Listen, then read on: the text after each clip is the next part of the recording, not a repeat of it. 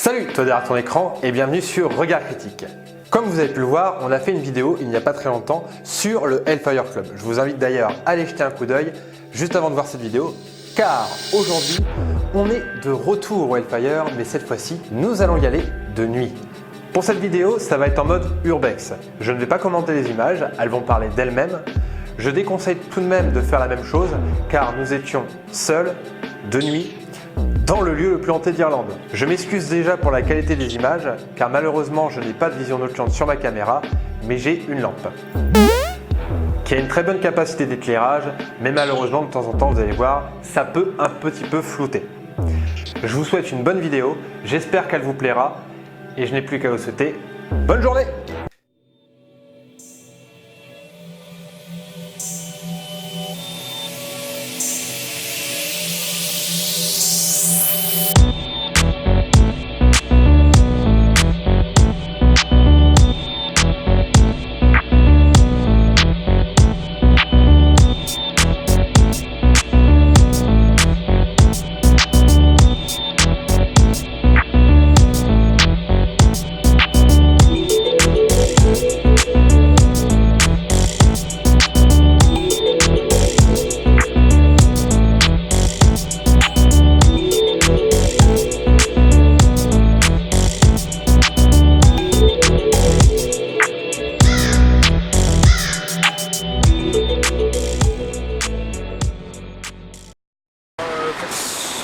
Bon les amis, on ne va pas voir grand chose pour l'instant, on voit rien du tout, mais nous sommes en direction du Hellfire Club.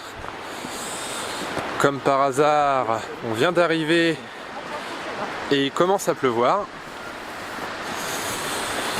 Le lieu est bien crépi, comme il faut, donc on reprend le même chemin que la dernière fois. Pas le retour.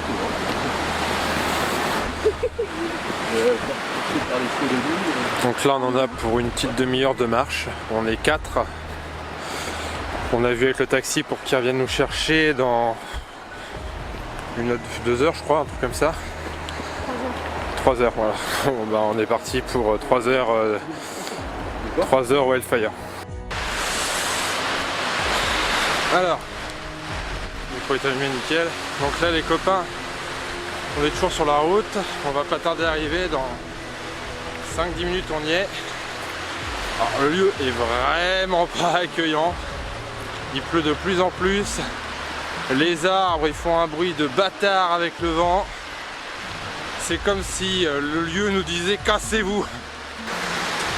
Ça y est les amis, nous sommes au Hellfire, le bâtiment est juste là, je sais pas si vous voyez bien. Nous on le voit bien. On a un super panorama de Dublin par contre, ça c'est magnifique. Là, ça c'est juste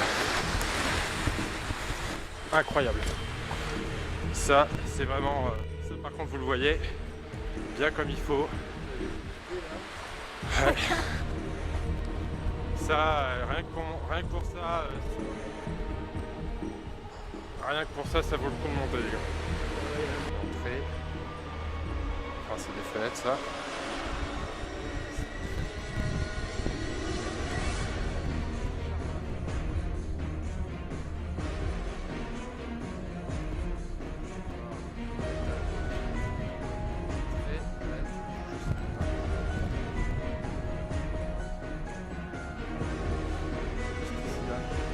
Vous la voyez bien. Et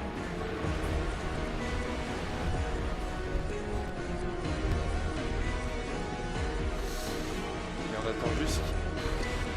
Allez, c'est parti. Thomas va rentrer en premier. Comme je disais, l'entrée est juste là. On va faire attention de ne pas se péter la gueule, c'était un peu humide la dernière fois qu'on y allait. Tapis rouge. C'est toujours humide. Ah oui, il y a des grosses flaques d'eau. C'est pratique quand c'est humide. Alors voilà, on est dans le Hellfire les gars. On va juste entrer, vérifier qu'il n'y a personne.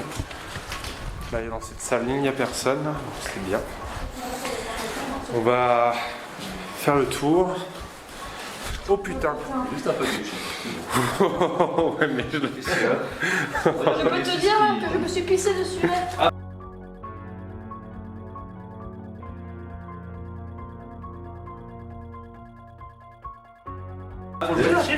Ouais. Ouais, t'entendais comme des bruits, tu vois. Personne? Non, un culé de papier de chips. Non. Voilà la pièce qu'on sentait pas bien la dernière fois. Ouais, On va y aller. Hop, attention que personne n'arrive par derrière, ça serait pas mal. c'est comme qui allait me cracher dessus. Hop. Donc, hop, là on a personne. C'est bien. Donc cette pièce là, c'est la pièce qu'on sentait pas trop la dernière fois. On était là les gens avant de les tuer. Voilà. Là, je pense qu'il y a un peu de vent. C'est là qu'ils se faisaient enculer, Et les ça me gars, c'est paraît pas mal ici, je pense même qu'on peut allumer les bougies. On va aller vérifier à l'étage qu'il n'y a personne. Hop, ensuite on a là-haut.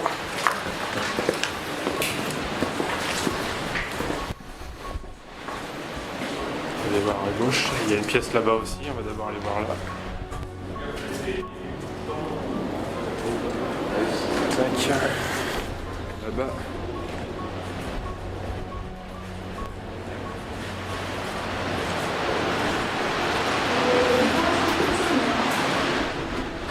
Ok, donc on est bien assuré qu'il n'y a personne. Je vais rentrer dans la chambre. Et elle laissait toujours ouverte. Et du coup, Thomas dans la lumière.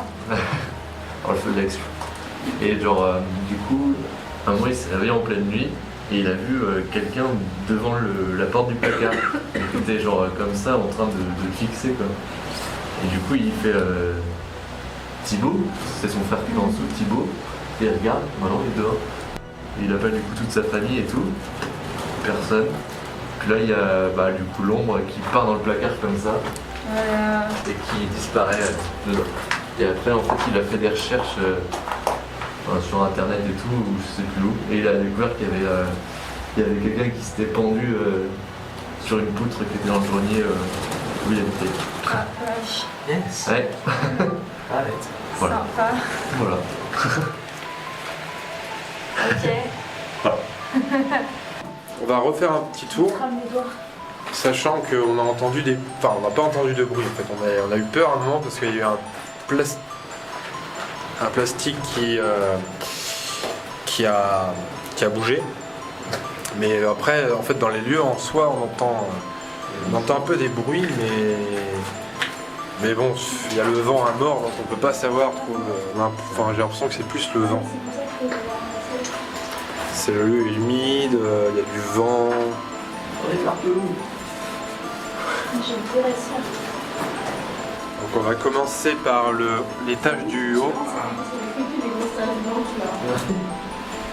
On va retourner en haut pour commencer. Fais gaffe, il y aura peut-être un oiseau, ça se trouve. Ouais, parce qu'on a entendu comme un bruit de chouette à un moment, c'était assez stressant. Ouais. Là on est de retour en haut.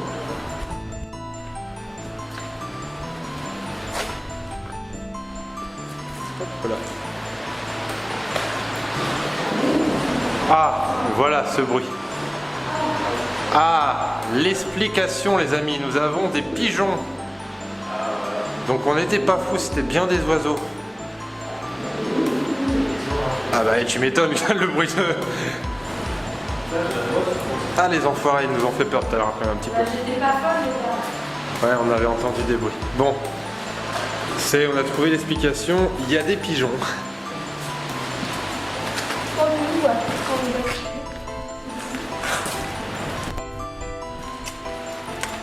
Par contre, on n'est pas très rassuré d'être derrière, on a l'impression qu'il y a quelque chose qui nous attrapait dans le dos. Donc, pas d'oiseaux ici.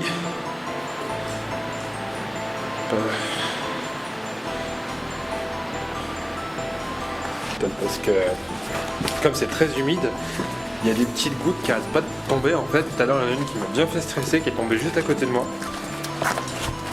Et ça, j'étais pas du tout rassuré. Pas rassuré. Du tout. Et voilà